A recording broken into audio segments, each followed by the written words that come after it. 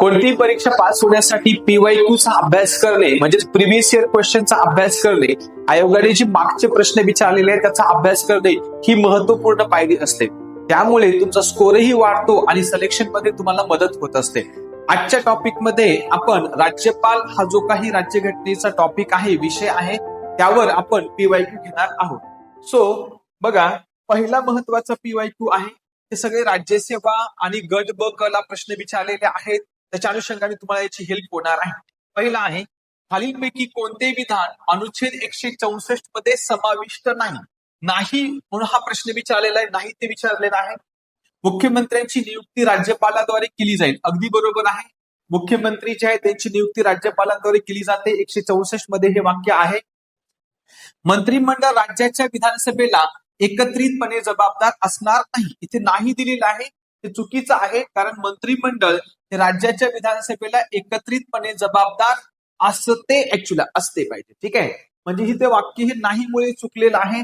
मग दुसरं हे वाक्य नाही आहे आणि आपल्याला नाही ते शोधायचंय, म्हणजे उत्तर आहे 2 आपलं हे उत्तर. ठीक आहे. इतर मंत्र्यांची नियुक्ती राज्यपाल मुख्यमंत्र्यांच्या सल्ल्यानुसार करतात. हे वाक्य बरोबर आहे. 114 आहे. जो मंत्री कोणत्याही सलग 6 महिने कालावधीसाठी राज्याच्या विधिमंडळाचा सदस्य नसेल तो त्या कालावधीच्या समाप्तीनंतर मंत्री राहणार नाही. हे वाक्य बरोबर आहे. म्हणजे मंत्री व्हायचं असेल तर तुम्ही विधानसभेचे सदस्य किंवा विधान परिषदेचे सदस्य असले तरी चालतं, नसले तरी काही बिघडत नाही. फक्त मंत्री झाली तेव्हापासून, म्हणजे शपथ घेतली तेव्हापासून 6 महिन्याच्या आत कोणतेही एका सभागृहाचं सदस्यत्व स्वीकारावं लागेल, अन्यथा राजीनामा द्यावा लागत असतो. ठीक आहे, म्हणजे चौथं वाक्य बरोबर आहे. उत्तर आहे 2, जे वाक्य चुकीचं आहे. ठीक आहे. त्यानंतर नेक्स्ट क्वेश्चन.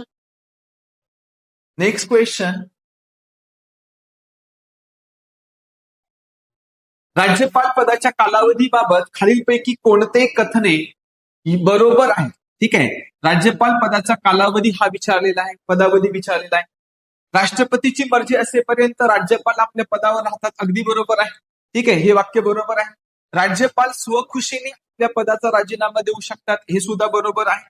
राज्यपालांची नियुक्ती सर्वसाधारणपणे 5 वर्षासाठी असते. हे वाक्य सुद्धा बरोबर आहे.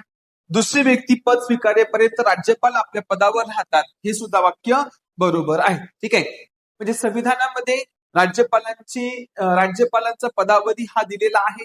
राज्यपाल यांना फिक्स असा कालावधी नाहीये, तो राष्ट्रपतीच्या मर्जीवर अवलंबून असतो. मर्जीवर अवलंबून आहे, पण नेमणूक केल्यापासून साधारण ते 5 वर्ष राहू शकतात. पण फिक्स असा 5 वर्ष कालावधी नाही, जे त्या 5 वर्षाच्या आत राष्ट्रपती कधी त्यांना पदावरून हटवू शकतात किंवा राज्यपाल स्वतःहून त्यांना राजीनामा देऊ शकतात. पण एखाद्या केसमध्ये राज्यपालांची 5 वर्ष पूर्ण झालेली आहेत आणि त्यांचा उत्तराधिकारी जर नेमला नसेल तर उत्तराधिकारी पदावर येईपर्यंत 5 वर्षानंतर सुद्धा हे पदावर राहू शकतात. या केसमध्ये हे सर्व 3ही वाक्य जे आहेत, 4ही वाक्य हे बरोबर आहेत. सर्व विधाने बरोबर आहेत. ऑप्शन नंबर 4 हे उत्तर आहे. ठीक आहे, ऑप्शन नंबर 4 हे उत्तर आहे. नेक्स्ट महत्वाचा क्वेश्चन. घटनेतील अनुच्छेद 154 प्रमाणे घटनेने राज्याचे सर्व कार्यकारी अधिकार कोणाकडे सोपवलेले आहेत? कार्यकारी अधिकाराबद्दल बोललेलं आहे. तर हे 154 मध्ये कार्यकारी अधिकार राज्यपालांकडे सोपवलेले आहेत. घटनेमध्ये जर पाहिलं तर राज्यपालांकडे.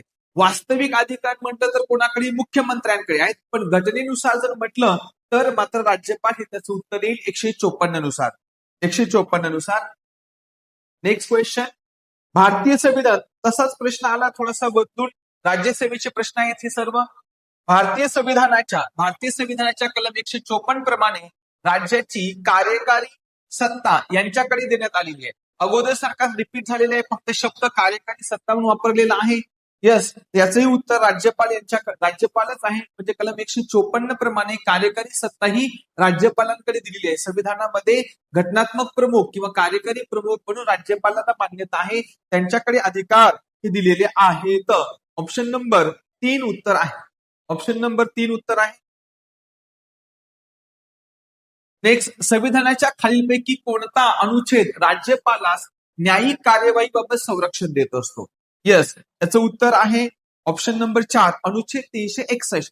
म्हणजे राज्यपालांनी पदावर असताना राज्यपाल म्हणून त्यांनी व्यवस्थित काम करावं, त्याच्यावर कुठलीही दडपण येऊ नये यासाठी म्हणून राज्यपाल म्हणून त्यांनी कर्तव्य पूर्ण करत असताना जे काही निर्णय घेतले असतील त्यासाठी पदावर असताना किंवा पदावधी नंतर सुद्धा ते कोणत्याही न्यायालयास उत्तरदायी असत नाहीत. तसंच राज्यपाल पदावर आल्याच्या नंतर कोणतीही नवीन फौजदारी कारवाई त्यांच्या विरोधात करता येत नाही किंवा जुनी फौजदारी कारवाई पुढे चालू ठेवता येत नाही. तसंच राज्यपाल पदावर असताना जर त्यांच्या विरोधात व्यक्तिगत कारणास्तव त्यांच्यावर दिवाणी कारवाई करता येते, परंतु त्यासाठी 2 महिने अगोदर पूर्व सूचना द्यावी लागत असते. ठीक आहे. हे सगळे संरक्षण राज्यपालांना नाही, हे संरक्षण राष्ट्रपतींना पण आहेत आणि कलम 361 मध्ये हे संरक्षण सांगितलेले आहेत. ऑप्शन नंबर 4 हे उत्तर आहे. ऑप्शन नंबर 4 हे उत्तर आहे. नेक्स्ट क्वेश्चन आहे,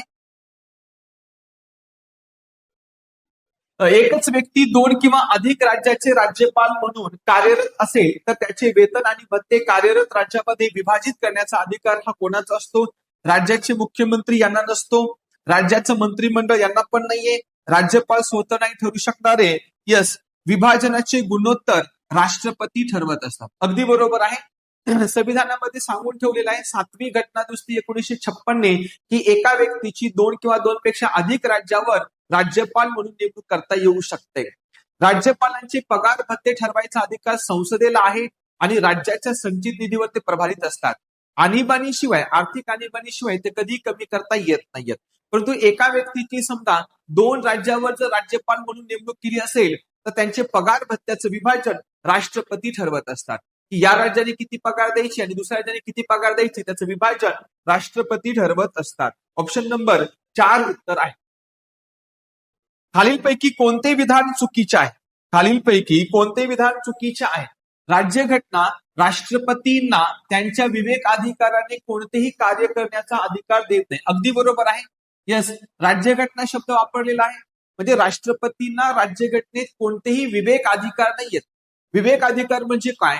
तर ज्या अधिकाराचा वापर राष्ट्रपती स्वतःच्या बुद्धीने करू शकतात, म्हणजे त्यांना मंत्रिमंडळाच्या सल्ल्याची आवश्यकता नाहीये, असे अधिकार म्हणजे त्यांचे विवेक अधिकार आहेत. परंतु राष्ट्रपतीच्या विवेक अधिकाराबद्दल संविधानामध्ये काहीही सांगून ठेवलं नाहीये. म्हणजे संविधानाप्रमाणे राष्ट्रपतींना विवेक अधिकार नाहीयेत, तर त्यांना जे काही विवेक अधिकार आहेत ते परिस्थितीप्रमाणे आहेत. परिस्थिती जशी निर्माण होईल तसं त्यांना विवेक अधिकार वापरावे लागतात. उदाहरणार्थ, जर लोकसभेच्या निवडणुकीमध्ये कोणत्याही पक्षाला स्पष्ट बहुमत नसेल तर राष्ट्रपती विवेक अधिकार वापरून जो मोठा पक्ष आहे त्या पक्षाच्या नेत्यास पंतप्रधान म्हणून शपथ देऊ शकतात. किंवा पंतप्रधान पदावर असताना अचानक मृत्यू झाला असेल पंतप्रधानांचा आणि त्यांचं उत्तराधिकारी नेमला नसेल तर राष्ट्रपती आपला विवेक अधिकार वापरू शकतात. इव्हन मंत्रिमंडळाच्या राजीनाम्याबद्दलही ते विवेक अधिकार वापरू शकतात. जेव्हा मंत्रिमंडळ बहुमत गमावतं किंवा सत्तेत असलेलं जे मंत्रिमंडळ आहे ते बहुमत सिद्ध करू शकत नाही, अशा परिस्थितीमध्ये त्यांचा राजीनामा राष्ट्रपती घेतात विवेक अधिकाराने. म्हणजे हे सगळे परिस्थितीप्रमाणे आहेत, संविधानाप्रमाणे नाहीच आहे. त्याच्यामुळे हे बरोबर आहे. एखाद्या गंभीर किंवा निंदनीय अथवा भ्रष्टाचाराशी निगडीत गुन्ह्याचा आरोप असलेल्या व्यक्तीला मंत्री बनण्याच्या संदर्भातील सल्ला राज्यपालांना देण्यापासून मुख्यमंत्र्यांना घटनात्मक दृष्ट्या कोणीही प्रतिबंध करू शकत नाही. ठीक आहे, अगदी बरोबर आहे हे वाक्य. एखाद्या मंत्र्यावर समजा गंभीर किंवा भ्रष्टाचार किंवा इतर गैरव्यवहाराचा जर आरोप असेल, ठीक आहे, आरोप असेल तर तशा व्यक्तीला मंत्री करू नये असा सल्ला मुख्यमंत्री जे आहेत ते राज्यपालांना देऊ शकतात. या संदर्भातील सल्ला राज्यपालांना देण्यापासून मुख्यमंत्र्यांना घटनात्मक दृष्ट्या कोणीही प्रतिबंध करू शकत नाही. अगदी बरोबर आहे. ठीक आहे, यांना घटनात्मक दृष्ट्या प्रतिबंध करता येणार नाहीच. हे 2 बरोबर आहे. राज्यपाल त्यांचा स्वतःच्या मतानुसार अशा व्यक्तीला मुख्यमंत्री म्हणून नेमू शकतात ज्याची विधानसभेत बहुमत मिळवण्यासाठी शक्यता आहे आणि ते विधानसभा पूर्णपणे स्थापन करण्यापूर्वीच या अधिकाराचा वापर करू शकतात. अशी कृती राज्यपालांचा अप्रामाणिकपणा स्थापित करणार नाही. अगदी बरोबर आहे. म्हणजे आपल्याकडे जर मुख्यमंत्री व्हायचं असेल तर मुख्यमंत्री होत असताना किंवा शपथ घेत असताना तुमच्याकडे विधानसभेत बहुमत असावं असं काही नाहीये. बहुमत जरी नसेल तरी राज्यपाल एखाद्या व्यक्तीला मुख्यमंत्री करू शकतात की जो व्यक्ती विधानसभेत बहुमत सिद्ध करण्याची शक्यता आहे अशा व्यक्तीला राज्यपाल मुख्यमंत्री बनवू शकतात. म्हणजे मुख्यमंत्री पदाची शपथ घेण्यासाठी तुम्हाला बहुमत असणं आवश्यक नाहीये. तुम्ही बिनधास्तपणे मुख्यमंत्री पदाची शपथ घ्या आणि नंतर राज्यपालांनी दिलेल्या कालावधीमध्ये बहुमत नंतर सिद्ध करा. ठीक आहे. येस, त्याच्यामुळे तिसरं वाक्य हे बरोबर आहे. म्हणजे 1, 2, 3 हे वाक्य बरोबर आहे. ठीक आहे. म्हणजे याच्यात चुकीचं शोधायचं, चुकीचं कुठलंही नाही. ऑप्शन नंबर 4 हे उत्तर आहे. वरीलपैकी एकही विधान चुकीचं नाहीये, सर्व विधाने हे बरोबर आहेत. नेक्स्ट महत्वाचा क्वेश्चन आहे, राज्यपाला संबंधित पुढील विधानापैकी कोणती विधाने योग्य आहेत? बरोबर आहे ते ओळखायचं आहे. त्यांना राजनैतिक अधिकार नसतात. अगदी बरोबर आहे. राज्यपालांना राजनैतिक अधिकार नसतात. राजनैतिक म्हणजे दुसऱ्या देशासोबत आपले व्यवहार करण्यासाठीचे अधिकार ते राष्ट्रपतींना असतात, राज्यपालांना नसतात. अगदी बरोबर आहे. त्यांना लष्करी अधिकार सुद्धा नसतात. अगदी बरोबर आहे. कारण लष्करी अधिकार हे राष्ट्रपतींनाच असतात. राष्ट्रपती युद्ध सुरू करू शकतात, थांबवू शकतात. तिन्ही लष्करी दलाचे ते प्रमुख असतात. इव्हन ते सरसेनापती म्हणून काम करतात. तिन्ही लष्कराच्या प्रमुखांची ते नेमणूक करतात, सीडीएसची नेमणूक करतात. म्हणजे लष्करी अधिकार राष्ट्रपती नाहीत, राज्यपाला नाहीयेत. त्यांना राज्याच्या उच्च न्यायालयातील न्यायाधीशांना नियुक्त करण्याचे अधिकार नसतात. अगदी बरोबर आहे. कारण उच्च न्यायालयाचे न्यायाधीशांची नेमणूक करण्याचं काम राष्ट्रपतीचं आहे, राज्यपालांचं नाही. राज्यपालांचा फक्त सल्ला घेतला जातो आणि राज्यपाल त्यांना शपथ देत असतात. यस, त्याच्यामुळे क सुद्धा बरोबर आहे. म्हणजे तिन्ही वाक्य बरोबर आहेत. कारण हे तिन्ही अधिकार जे आहेत तर हे राज्यपालांना नाहीत, हे अधिकार राष्ट्रपतींना आहेत. ठीक आहे. आणि योग्य विधान निवडायचं आहे. योग्य विधान 1 आहे. तर हे तिन्ही वाक्य बरोबर आहे. ठीक आहे. येस, तिन्ही अधिकार राष्ट्रपतींना आहेत, राज्यपालांना नाहीत. त्यानंतर नेक्स्ट क्वेश्चन आहे, राज्यपालांच्या नियुक्ती संबंधी सरकारी आयोगाने खालीलपैकी कोणत्या कसोटीची शिफारस केलेली नाही? नाही ते विचारलेलं आहे. नाही ते तो जीवनाच्या एखाद्या क्षेत्रातील प्रतितयश असावा आहे. म्हणजे याचा अर्थ जीवनाच्या एखाद्या क्षेत्रातील तो फेमस व्यक्ती असावा. म्हणजे समाजसेवेमधला म्हणा किंवा विज्ञान क्षेत्रामधला कुठल्या तरी एखाद्या क्षेत्रामध्ये तो प्रसिद्ध असला पाहिजे. तो राज्याच्या बाहेर असला पाहिजे. बरोबर आहे. म्हणजे तो स्थानिक राजकारणापासून दूर असला पाहिजे, दुसऱ्या राज्याचा तो असला पाहिजे. अगदी बरोबर आहे. तो सक्रिय राजकारणी नसावा. अगदी बरोबर आहे. तर राज्यपाल हे फक्त घटनात्मक प्रमुख म्हणून काम करायचंय म्हणून तो राजकारणी नसले पाहिजे. ठीक आहे. राजकारणी असतील तर राज्याच्या कारभारामध्ये अडथळा निर्माण होऊ शकतो, म्हणून हे पण बरोबर आहे. राज्यपालांची नियुक्ती ही पंतप्रधान, गृहमंत्री आणि लोकसभेचे सभापती आणि संबंधित राज्याचा मुख्यमंत्री यांनी मिळून बनलेल्या समितीद्वारे केली जावी. चूक आहे. असं कुठलीही समिती सरकारी आयोगाने सांगितलेली नव्हती. राज्यपालांच्या नेमणुकीसाठी अशी कुठलीही समिती नाहीये. ठीक आहे. पंतप्रधान, मंत्रिमंडळ सुचवतात त्याप्रमाणे राष्ट्रपती नेमणूक करत असतात. अशी कुठली समिती यांनी पण सुचवली नाहीये. सरकारी आयोग हा केंद्र राज्य संबंधाचा अभ्यास करण्यासाठी 1983 मध्ये स्थापन केला होता आणि त्यानुसार त्यांनी राज्यपाल जे केंद्र आणि राज्यामध्ये वादाचं पद आहे त्यासाठी म्हणून ह्या शिफारसी सुचवल्यात. 3 बरोबर आहेत, चौथी मात्र चुकीची आहे. यस, चौथं उत्तर आहे. नेक्स्ट, खालीलपैकी कोणता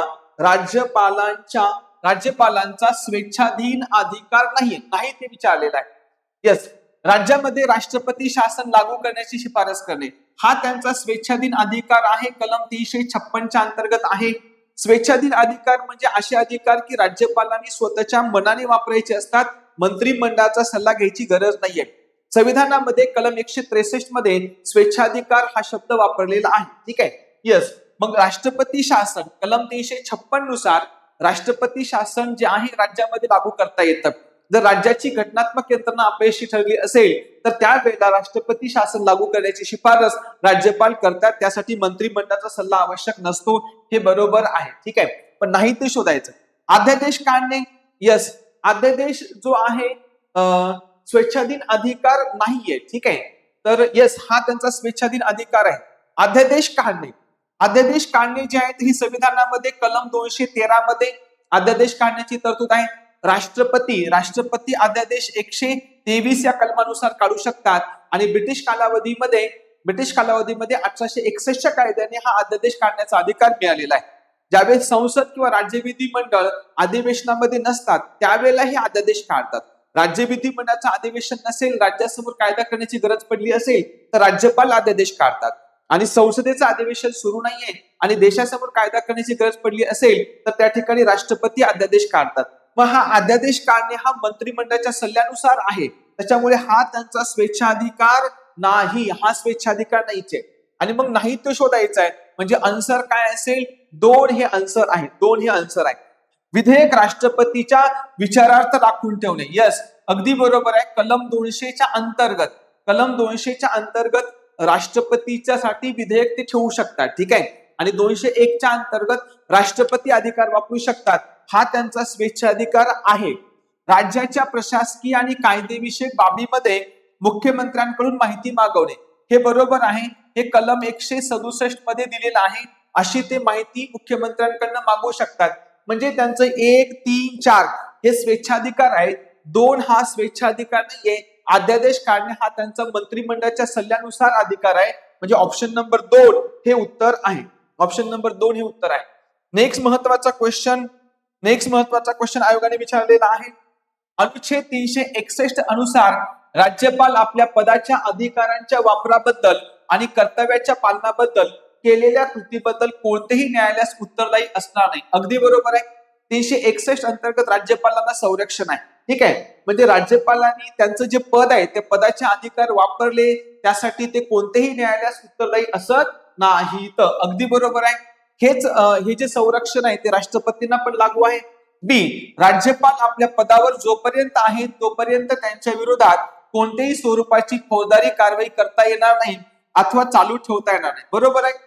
हे सुद्धा 361 मध्ये दिले की राज्यपाल पदावर असताना त्यांच्या विरोधामध्ये फौजदारी कारवाई करता येणार नाही किंवा अगोदरची जुनी चालू पण ठेवता येणार नाही, जेणेकरून त्यांनी चांगलं काम करावं. हे बरोबर आहे. यस, राष्ट्रपती पद हे कार्यात्मकतेपेक्षा अधिक समारंभात्मक आहे, परंतु राज्यपाल पद हे समारंभात्मक त्याचप्रमाणे कार्यात्मक देखील आहे, ठीक आहे. यस, हे सुद्धा बरोबर आहे. म्हणजे राष्ट्रपती पद हे कार्यात्मक, म्हणजे राष्ट्रपती पदाला फार जास्त काही कामं नाहीयेत, ते समारंभासारखंच आहे. म्हणजे उद्घाटन करणे, दौरे करणे यासारखंच आहे ते, ठीक आहे. सेरेमोनियल म्हणतो आपण, हे बरोबर आहे. पण राज्यपाल पद हे फक्त काही सेरेमोनियल आहे असं नाहीये.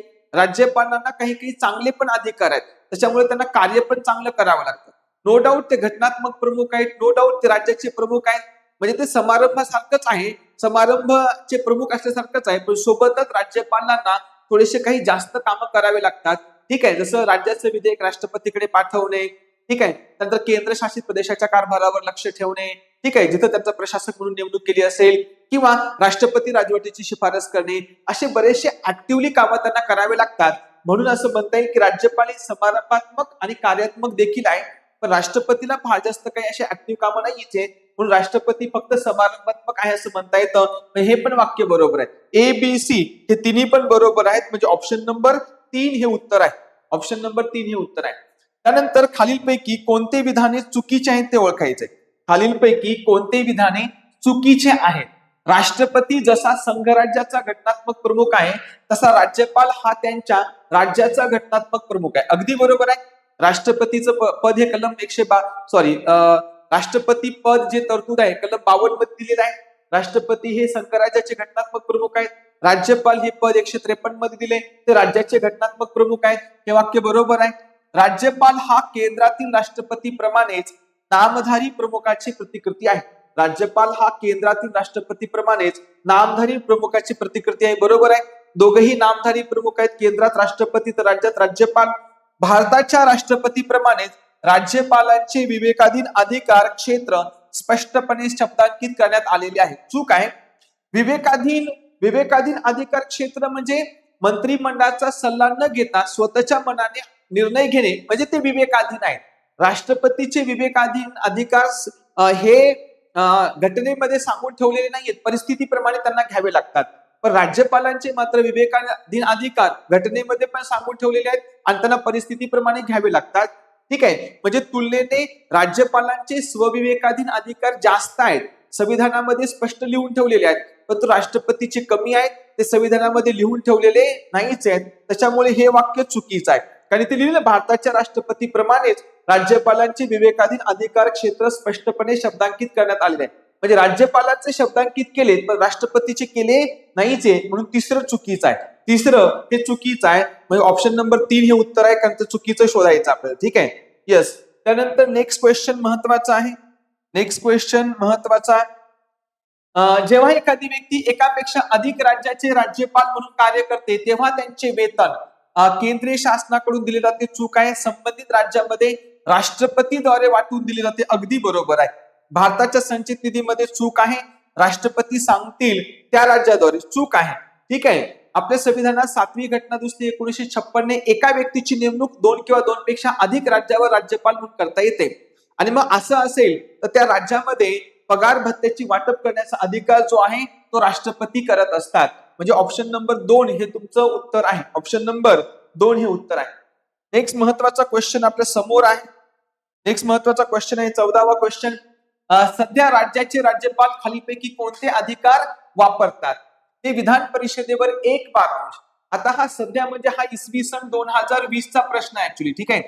हे सगळे आयोगाचेच प्रश्न आहेत. फक्त तिथे कोणत्या वर्षीचे ते वर्ष टाईप करायचं राहून गेलेलं आहे. हे सगळे आयोगाचे राज्यसेवेचे प्रश्न विचारलेले आहेत. हा 2020 चा प्रश्न आहे सध्या, म्हणून मग सध्या हा शब्द वापरलेला आहे. राज्याचे राज्यपाल खालीलपैकी कोणते अधिकार वापरतात? ते विधान परिषदेवर 1/12. चूक आहे. ते विधान परिषदेवर 1/6 सदस्यांची नेमणूक करत असतात. ठीक आहे. म्हणजे कला, साहित्य, विज्ञान, समाजसेवा आणि सहकार या क्षेत्रातील 1/6 सदस्यांची नेमणूक करत असतात. त्याच्यामुळे हे चुकीचं आहे. ते अँग्लो इंडियन जमातीचा एक प्रतिनिधी विधानसभेवर नामनिर्देशित करू शकतात. चूक आहे. अँग्लो इंडियन समाजातील प्रतिनिधींना आरक्षण होतं. संविधानामध्ये कलम 333 मध्ये हे आरक्षण दिलेलं होतं. ठीक आहे. परंतु अँग्लो इंडियन समाजाचं आरक्षण आता रद्द केलं. हे कधी रद्द केलेलं आहे तर 104वी घटना दुरुस्ती 2020 ने हे आरक्षण रद्द केलेलं आहे. कारण अँग्लो इंडियनची संख्याच मुळात कमी झालेली आहे, म्हणून हे आरक्षण रद्द केलं. त्याच्यामुळे हे चुकीचं आहे.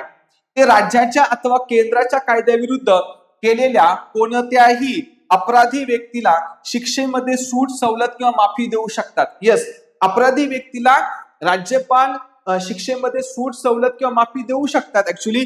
ठीक आहे. कलम 161 मध्ये ते दिलेलं आहे. परंतु फक्त आणि फक्त राज्याच्या कायद्याविरुद्ध आहे, केंद्राच्या कायद्याविरुद्ध नाही. म्हणजे हा शब्द या ठिकाणी चुकीचा आहे. केंद्राच्या कायद्याविरुद्ध नाही, फक्त राज्याच्या कायद्याविरुद्ध, म्हणून हे सी हे वाक्य चुकीचं आहे. ते अर्थविधेयक राज्य विधिमंडळाच्या विचारार्थ परत पाठवू शकतात. चूक आहे. ठीक आहे. ते सामान्य विधेयक राज्य विधिमंडळाकडे परत पाठवू शकतात, परंतु अर्थविधेयक किंवा धनविधेयक 199 मध्ये तरतूद दिलेली आहे, व्याख्या दिलेली आहे. पण धनविधेयक ते राज्य विधिमंडळाकडे परत पाठवू शकत नाहीत. एकतर ते संमती देऊ शकतील, राष्ट्रपतीकडे पाठवू शकतील किंवा संमती रोखून ठेवू शकतील, परंतु पुनर्विचार करण्यासाठी पाठवू शकत नाही. त्यामुळे हे पण चुकीचं आहे. ABCD हे सगळे चुकीचे आहेत.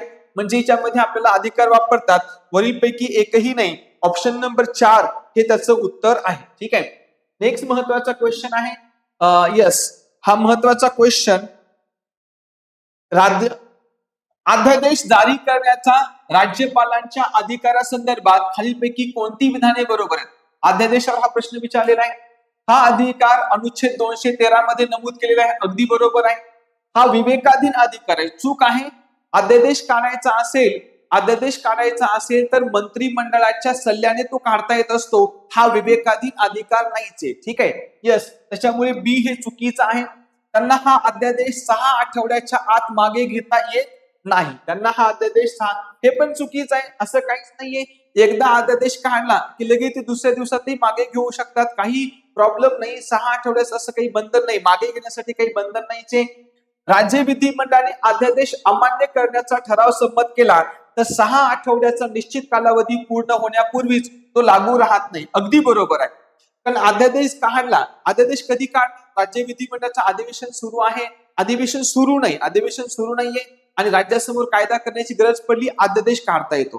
पण अध्यादेश काढला असेल तर नंतर अधिवेशन बोलवल्यावर अधिवेशनाच्या पहिल्या बैठकीपासून 6 आठवड्याच्या आत त्या अध्यादेशाला साध्या बहुमताने मान्यता द्यावी लागते. परंतु 6 आठवडे होण्याच्या आतच जर विधिमंडळाने अध्यादेश नाकारला असेल तर तो ताबडतोबच रद्द होत असतो. पुढे 6 आठवड्याचा कालावधी त्याला लागत नाहीच आहे. यस, त्याच्यामुळे डी बरोबर आहे. हा अधिकार राज्य विधिमंडळाच्या कायदे करण्याच्या अधिकारासारखाच आहे. अगदी बरोबर आहे. राज्य विधिमंडळाचा कायदा जसा आहे तसाच तो अध्यादेश आहे.